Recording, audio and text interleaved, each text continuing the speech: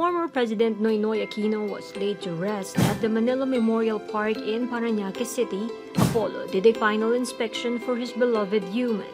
The trained sniffing dog is Aquino's 6-year-old German Shepherd pet. Apollo had been with PNoy since his time in Malacañang. When PNoy stepped down from office, Apollo had been living with him in the Aquino Times St residence. According to his handlers, they heard Apollo cry June 24 morning, the day Aquino died.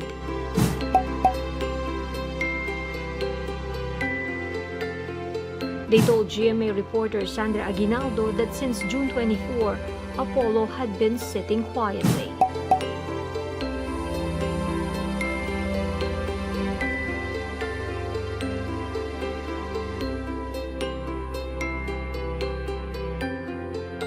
With Aquino gone, netizens feel sad for Apollo.